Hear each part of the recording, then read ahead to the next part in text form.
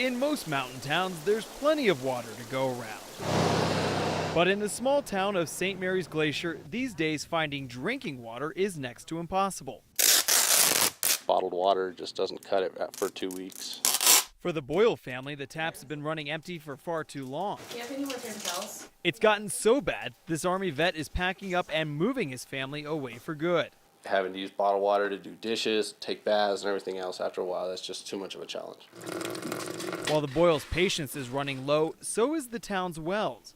Officials say they had no choice but to shut down their water system until the wells have enough time to get back up to operating capacity. At first we were doing okay, but after a while you have to just kind of consider the options. It's no kitchen faucet, but the town hopes mobile watering stations like this one will fill the gap for people that haven't had a hot shower in a couple weeks. But these people, they've been without water for so long, they're getting frustrated, and this feels like roughing it, even for mountain living.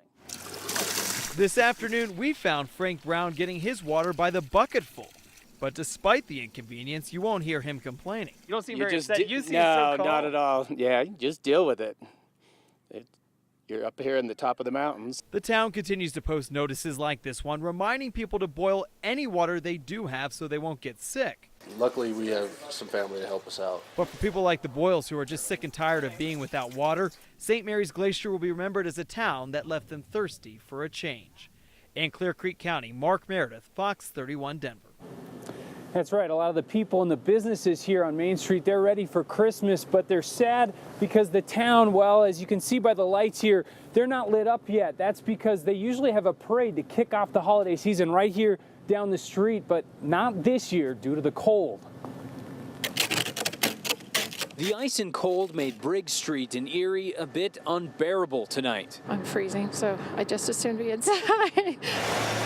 And with the deep freeze forecast to remain through the end of the week, the Erie Chamber of Commerce has already decided to cancel Friday's annual Parade of Lights. Because of the cold temperatures, I thought it was the right thing to do for the safety of everyone. Mardell Duran's 13-year-old daughter was supposed to sing in the annual event, which attracts thousands to downtown Erie. I was just a little relieved. I really wouldn't want her in these temperatures. We decided that because of the welfare of the children, especially with sub-zero weathers, that it would be best in everyone's interest to cancel.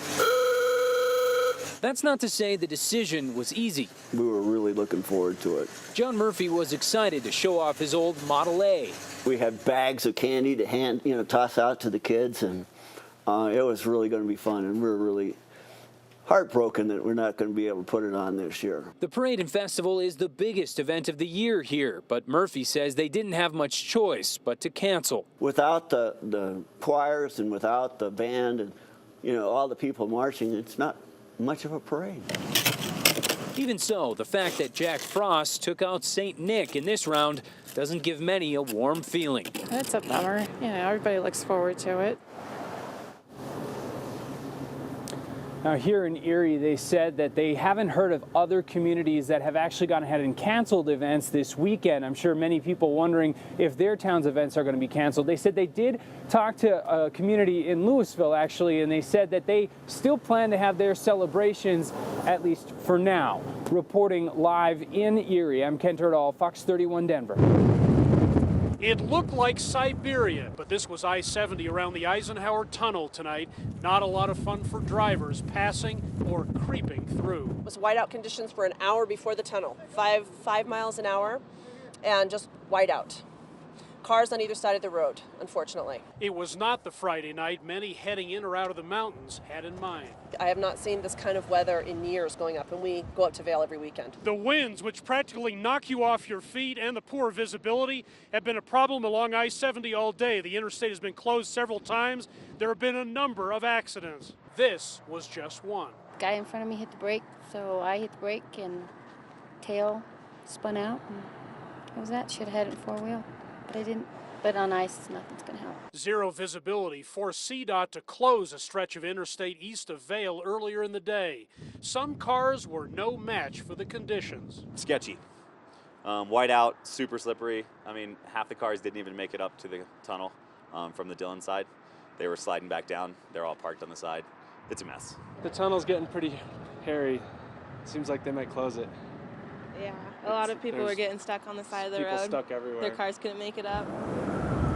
It was slow going this evening. Probably a couple miles an hour for a good hour, just crawling. And at this hour, the blizzard shows no signs of letting up.